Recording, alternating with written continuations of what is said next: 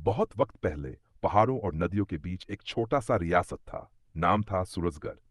ये रियासत अपने हरे भरे मैदानों, मजबूत किलों और सुंदर घोड़ों के लिए मशहूर थी। यहाँ के राजा वीरसेन अपने न्याय और बहादुरी के लिए जाने जाते थे। उनके पास हर रंग के घोड़े थे, सफेद, काले, भूरे। मगर उनका सबसे प्यारा था एक सुनहरी रंग का घोड़ा, जिसका नाम था अश्वराज। कहते हैं वो घोड़ा कोई साधारण जानवर नहीं था। वो राजा के बाप दादा के जमाने से महल में था और आज तक जवान दिखता था। लोग कहते उसमें कोई रूह बसती है, शायद किसी देवता की। राजा वीरसेन की एक ही बेटी थी, राजकुमारी चंद्रलेखा। उसकी आंखें झील की तरह नीली थीं, बाल लंबे और चमकीले। राजमहल में जो भी उसे देखता कहता, ये लड़की जैसे इंसान नहीं, चांद की किरण से बनी है। पर एक दिन कुछ ऐसा हुआ जिसने पूरे राजमहल को हिला दिया।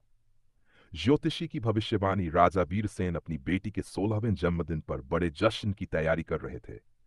पूरा महल सजाया गया, बाजे बजे, नाच गाना हुआ।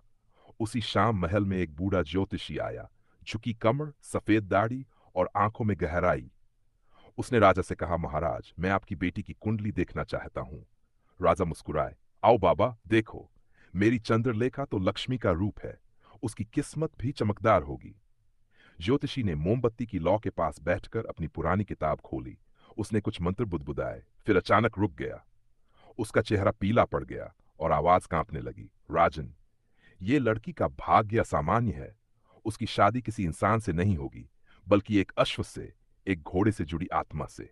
राजा ने हंसकर कहा, बाबा, ये कैसी बात कर रहे हो? कोई राजकुमारी घोड़े से शादी करेगी? बाबा ने सिर झुका लिया। ये विवाह प्रतीक होगा, पर जरूरी। अगर ये न हुआ तो पूरा राज्य सूख जाएगा। न बारिश होगी, न फसल उगेगी। देवता नाराज हैं क्योंकि एक प्राचीन वादा अधूरा है। राजा का चेहरा सख्त हो गया। कौन सा वादा? बाबा ने धीरे धीरे कहा, कई पीढ़ी पहले तुम्हारे पूर्वजों ने रक्षक देवता से एक संधि की थी। उन्होंने जंगल के अश्वदेव से वादा किया था कि हर सैकड़ों साल बाद एक राजकुमारी का विवाह उस देव के प्रतीक से होगा, तभी राज्य में जीवन बना रहेगा। मौन छा गया। राजा कुछ देर तक सोचते रहे, फिर बोले, अगर ये सच है तो मैं इस बात का हल निकालूंगा। मगर मैं अपनी बेटी को किसी घोड़े से शादी नहीं करने दूंगा, चाहे देवता ही क्यों न रूठ जाए। ज्योतिषी ने ठंडी सांस ली। राजन, भाग्य से कोई नहीं लड़ सकता। चंद्रलेखा का सपना। उस रात राजकुमारी को एक अजीब सपना आया। उसने देखा कि वो महल के बगीचे में खड़ी है और सामने वही सुनहरी घोड़ा अश्वराज खड़ा है। उसकी आंखें इंसान जैसी थीं और उसमें जैसे कोई बोलता हुआ दर्द था। घोड़े ने कहा, डरो मत चंद्रलेखा, मैं तुम्हारा शत्रु नहीं, तुम्हारा रक्षक हूं। वो रस्म जो लोग समझ नहीं पा रहे, वो असल में बंधन नहीं, मुक्ति है। चंद्रलेखा ने पूछा, तुम कौन हो? मैं वो आत्मा हूं जिसे तुम्हारे पुरखों ने वचन दिया था। अब वो समय आ गया है जब वो वचन पूरा होना चाहिए, वरना ये धरती प्यास से जल जाएगी। अचानक सपना टूटा। राजकुमारी की आंखें खुली और उसके माथे पसीना था।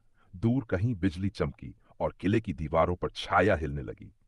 सुबह जब उसने अपने पिता को सपना बताया, राजा वीरसेन का चेहरा गंभीर हो गया। उन्होंने कहा, बेटी, ये सब बस डर है।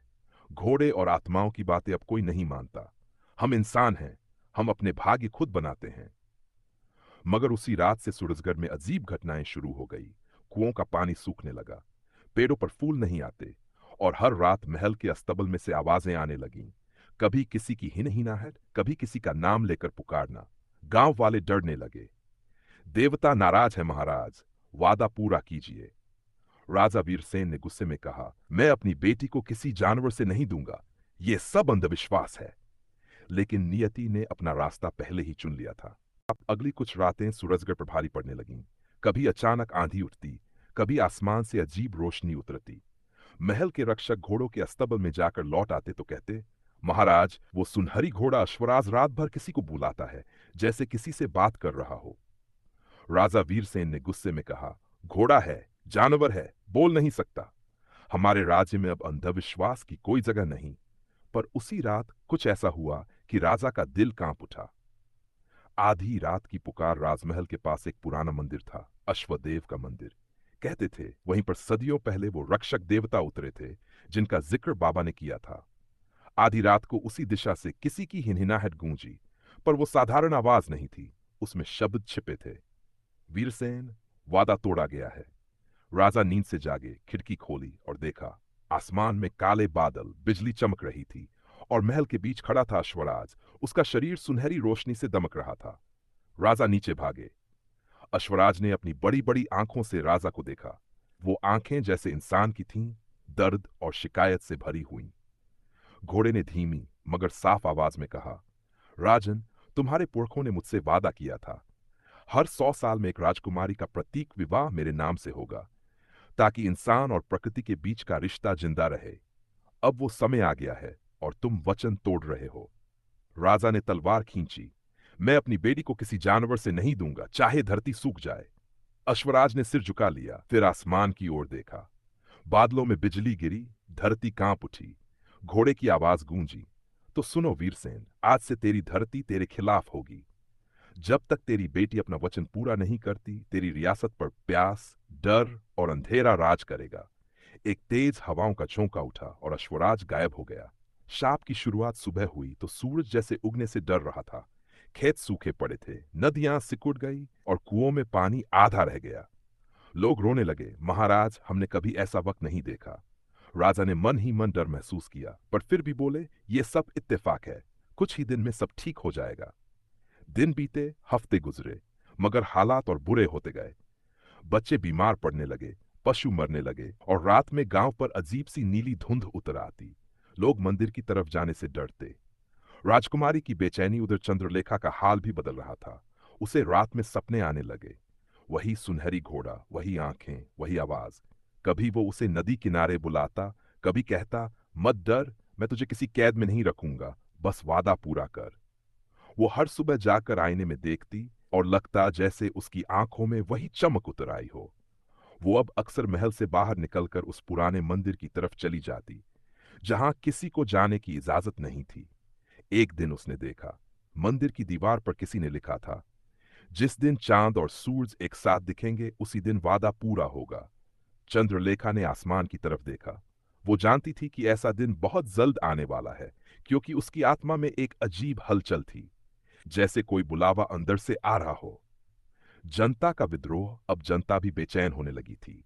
कुछ गांव वाले महल के बाहर जमा हुए, चिल्लाने लगे, राजा, अपना वादा पूरा करो, देवता को रजामंद करो। राजा वीरसेन गुस्से में सिंहासन से उठे, तुम सब डरपोक हो, इंसान देवताओं का गुलाम नहीं। मगर तभी दरबार के बीच में पानी का घड़ा अपने आप फूट गया और उसमें से नीली भाप निकलकर पूरे हाल में फैल गई। सारे लोग कांपने लगे। राजा की आंखों के सामने वही शब्द तैर गए, जब तक बेटी वादा पूरा न करे, राज्य में शांति नहीं आएगी। वो घबरा गए। उन्हें लगा जैसे दीवारें फुसफुसा रही हों, अश्वराज, अश्वराज। उस रात उन्होंने अपनी बेटी को बुलाया। चंद्रलेखा, ये सब मेरे बस से बाहर है। अगर तू चाहती है तो मैं तेरे लिए कुछ और रास्ता ढूंढ लूं। राजकुमारी ने बहुत शांति से कहा, पिताजी, ये रस्म किसी जानवर की शादी नहीं है, ये धरती और इंसान के बीच का वादा है। अगर मैं इस वचन को पूरा नहीं करूंगी तो ये धरती मर जाएगी। राजा ने उसकी आंखों में देखा। वो वही चमक थी जो कभी अश्वराज की आंखों में थी। राजा की तलवार हाथ से गिर गई। उन्होंने सिर झुका लिया। अगर ये तेरी किस्मत है तो मैं तुझे रोक नहीं सकता। कि रात आसमान में अजब नजारा था। सूरज डूब नहीं रहा था और चांद उग आया था। दोनों एक साथ थे। गांव के लोग डर के मारे अपने घरों में बंद हो गए और महल के बाहर हवा भारी और ठंडी हो गई थी। बुजुर्ग बोले, आज वही रात है जिसका जिक्र लिखाई में था। जब चांद और सूरज एक साथ नजर आएंगे, वादा पूरा होगा। राजा वीरसेन महल की छत पर खड़े थे। उनकी आंखों में दर्द था, बेटी को खोने का डर और एक पिता का गर्व दोनों साथ। उन्होंने कहा, अगर यही तेरी तकदीर है चंद्रलेखा, तो जा, जो तेरा धर्म कहे वही कर। राजकुमारी ने पिता के पैर छुए, फिर सफेद लिबास पहना, गले में सोने की चेन, माथे पर चांद जैसा टीका और हाथ में एक दीपक। उसकी चाल में न डर था, न हिचक, बस एक सुकून, जैसे उसे सब कुछ मालूम हो। वो अकेली मंदिर की तरफ चली गई। मंदिर की दहलीज पर, मंदिर के दरवाजे पर हवा रुक सी गई थी। दीपक की लौ भी एकदम सीधी थी, जैसे किसी ताकत ने उसे संभाल रखा हो। अंदर गहरा अंधेरा था, बस नीली हल्की रोशनी मूर्ति के पास चमक रही थी। राजकुमारी ने अंक कदम रखा। जैसे ही उसने दिया रखा, दीवारें खुद ब खुद जगमगाने लगीं। अचानक वही सुनहरी घोड़ा, अश्वराज, उसके सामने आ गया। पर इस बार वो साधारण घोड़ा नहीं था। उसके शरीर से सुनहरी रोशनी निकल रही थी और उसके पीछे धुंध में इंसान का चेहरा झलक रहा था। राजकुमारी ने सांस रोकी। तुम कौन हो? देवता हो या शाप? अश्वराज की आवाज आई। मैं वही आत्मा हूं जिसे तेरे पुरखों ने बांध दिया था।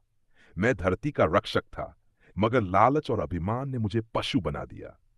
तेरे पिता के वंश ने मुझे वचन दिया था कि हर 100 साल बाद उनकी बेटी मुझे फिर से इंसान बनाएगी, अपने विश्वास, अपने वचन से।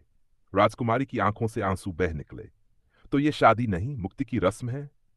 हाँ, अश्वराज ने कहा, ये आत्मा और प्रकृति का संगम है, जहां एक मानव हृदय धरती को फिर से पवित्र बनाता है।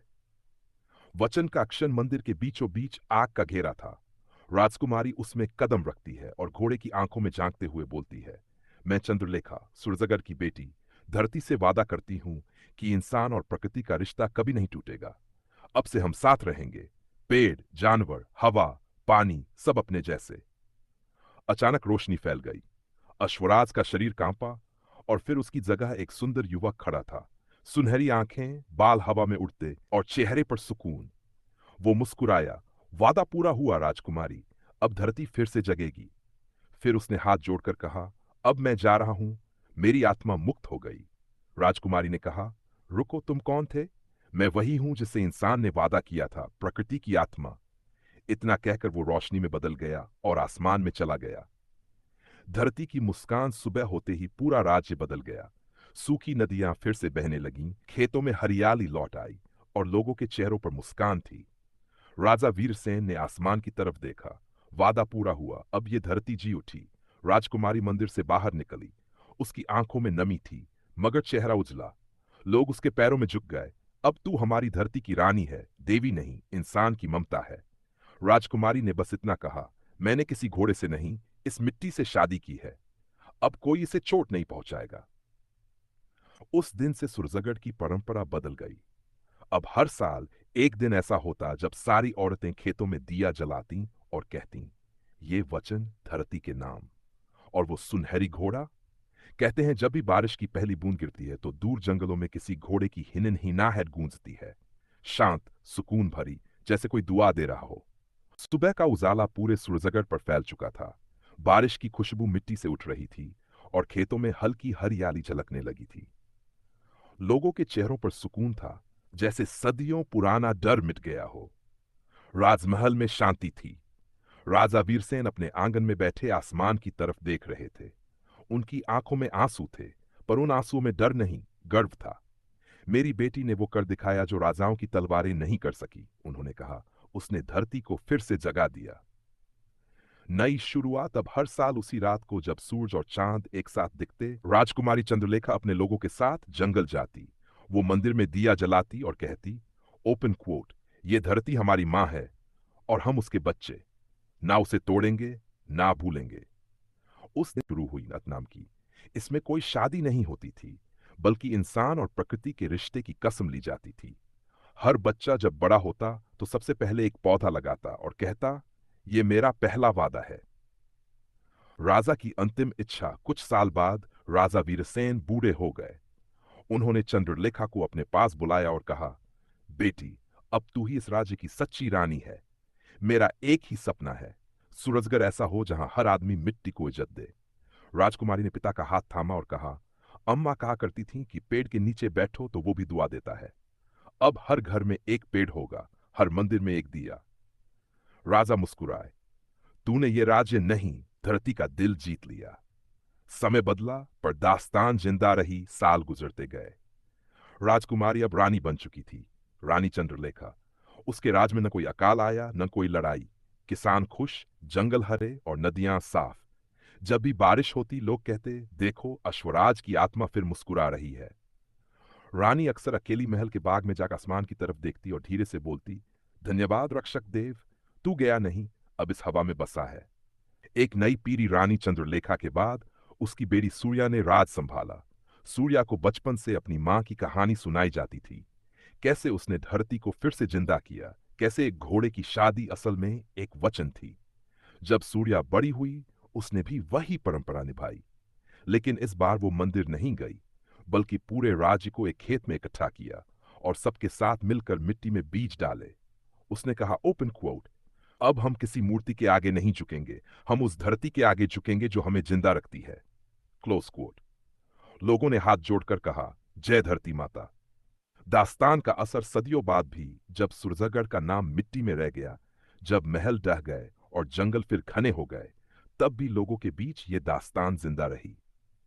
बूढ़ी दादियां बच्चों को सुलाते वक्त कहती, एक रानी थी जिसने धरती से शादी की थी। वो रानी जिसने इंसान को सिखाया कि असली रिश्ता खून का नहीं, मिट्टी का होता है। और कहते हैं, आज भी जब बरसात की पहली बूंद गिरती है, तो दूर पहाड़ियों के पार से किसी सुनहरी घोड़े की हिनहिनाहट सुनाई देती है, शांत, पवित्र और दुआ जैसी। आखिरी अल्फाज रानी चंद्रलेखा की आखिरी लिखी हुई बात थी। Open quote. मैंने कभी किसी घोड़े से नहीं, एक आत्मा से रिश्ता जोड़ा था। वो आत्मा जो हर पेड़, हर नदी, हर हवा में जिंदा है। इंसान अगर उसे समझ ले तो धरती फिर कभी नहीं रोएगी।